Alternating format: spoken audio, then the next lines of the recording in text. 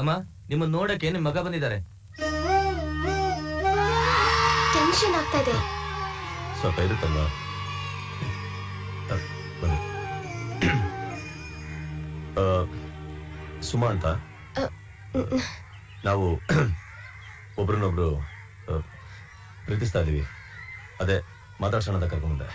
Staff room ನಲ್ಲಿ ಕೂರ್ಸು, ಬರ್ತೀನಿ.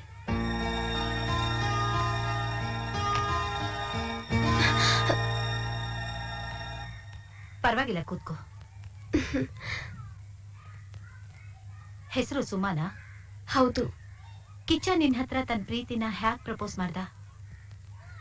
ನಾನು ಈ ಸ್ಕೂಲ್ ಹೆಡ್ ಮಿಸ್ಟ್ರೆಸ್ಸು, 15,000 ರೂಪಾಯಿ ಸಂಬಳ, ಸದಾಶಿವನಗರದಲ್ಲಿ ಆಳು ಕಾಳು ಬಂಗ್ಲೆ ಎಲ್ಲ ಇದೆ.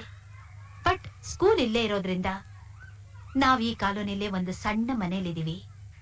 ಫಾರಿನ್ ಅಲ್ಲಿ ತಾನು ಕೆಲ್ಸಕ್ಕೆ ಟ್ರೈ ಮಾಡ್ತಿರೋ ಹಾಗೂ ಅದಿನ್ನು ಕೆಲವೇ ದಿನಗಳಲ್ಲಿ ಸಿಗುತ್ತೆ, ಹಾಗೆ ಹೀಗೆ ಅಂತ ಹೇಳಿದ್ನ.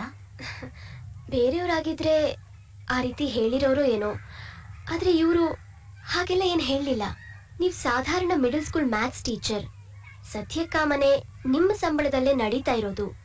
ಅವ್ರ ದಿನನಿತ್ಯದ ಖರ್ಚಿಗೂ ನೀವೇ ದುಡ್ಡು ಕೊಡ್ತಾ ಇರೋದು. ಈ ರೀತಿ ಎಲ್ಲ ಇರೋ ಸತ್ಯನೇ ಹೇಳಿದ್ದಾರೆ. ಮದ್ವೆ ಯಾವಾಗ? ಅವ್ರಿಗೆ ಕೆಲ್ಸ ಸಿಕ್ಕಿದ ಕೂಡ್ಲೆ. ಕೆಲ್ಸ ಸಿಗೋದು ಯಾವಾಗ? ಯಾವಾಗ್ಲಾದ್ರೂ ಪರವಾಗಿಲ್ಲ, ಕಾಯ್ತೀನಿ.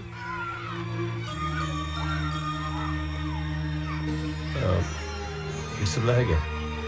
ಮ್ಯಾಥ್ಸ್ ಟೀಚರ್ ಆಗಿ 100ಕ್ಕೆ 92 ಮಾರ್ಕ್ಸ್ ಕೊಟ್ಟಿದ್ದೀನಿ. ಬರ್ತೀನಮ್ಮ.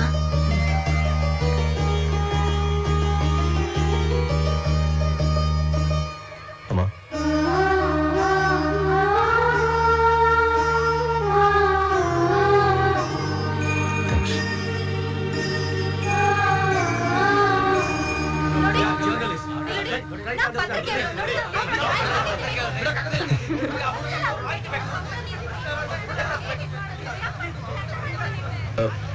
ಏನಾಗಿದೆ?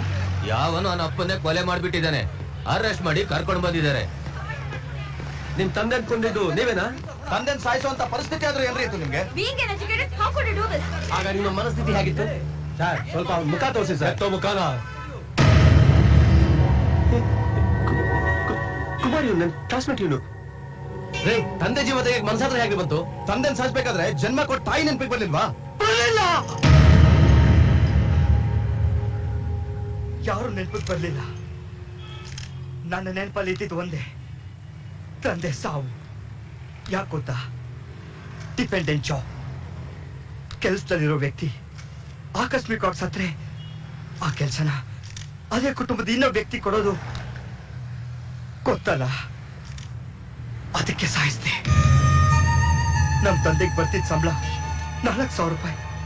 ಅದನ್ನೇ ನೆಚ್ಕೊಂಡು ನಾವು ಒಟ್ಟು 9 ಜನ ಮನೇಲಿ ಕಾಯ್ತಾ ಕೂರ್ತಿದ್ವಿ. ಕಷ್ಟಪಟ್ಟು M.Tech ಮುಗಿಸಿದ್ ನಾನು.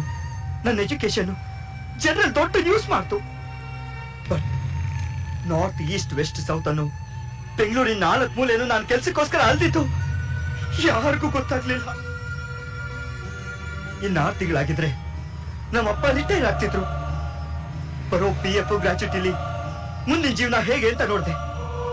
ಒಂದು ವಯಸ್ಸಿಗೆ ಬಂದಿರೋ ತಂಗಿ ಮದುವೆ ಮಾಡಬಹುದು, ಅಥವಾ ಅಪ್ಪ ಕೆಲಸ ಬಿಟ್ಟು ಬಂದು ಮುಂದಿನ 6 ತಿಂಗಳು ಜೀವನ ಮಾಡಬಹುದು.